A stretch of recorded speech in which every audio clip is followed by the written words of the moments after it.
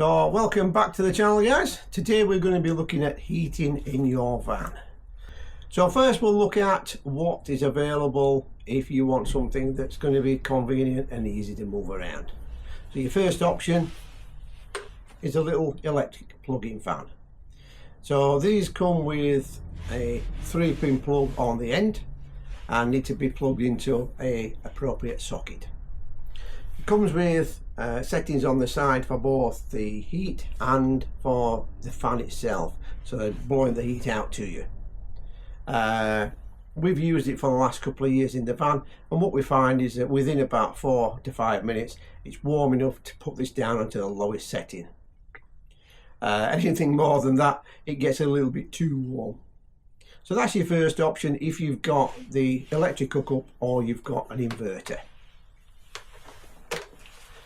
The second one we're going to look at is the gas one. Now these gas ones, again, they are portable. You can move them around in the van. They're not very expensive, but they will require a bottle. So you can buy these refiller bottles. We usually buy them in a pack of 5.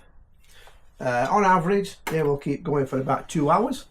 And again, once we find that we've got the heating on, it builds up the heat, and within 4 to 5 minutes, again, it's warm enough to turn it down. So these are the simple mobile units that you can buy to warm up your van in the winter. We'll now move on to something that's fixed. So now moving on to fixed heaters or heating. What we're looking at now is the Propex one. Now the Propex is a well-known brand. We've had these in the vans before. The only thing is, people think because they are gas, they run solely on gas, but they don't.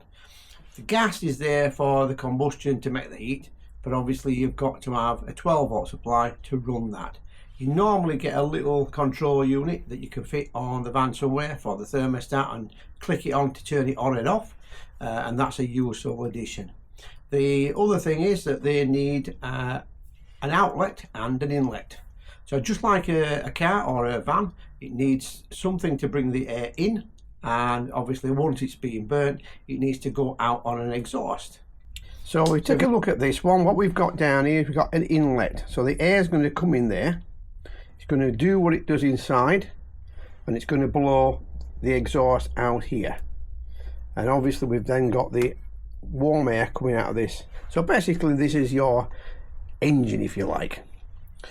We've got a gas feed pipe there, so gas comes into the system, it gets ignited, it warms it up, and then it blows it out at the front. You normally get a load of insulated pipes, so I think that one is probably the one that goes on there.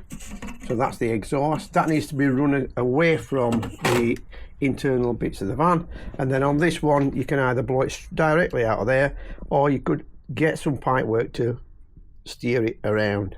So on this one we've got the heating specifications on here. These are usually going to tell you how much kilowatt output it's going to get out, what the bar is for the gas, whether it's a butane or a propane. So the next type of heater we're going to be looking at is the diesel heaters. Now obviously you've seen these or heard about these if you're running a van, about keeping the van nice and warm. Obviously they run off the diesel tank.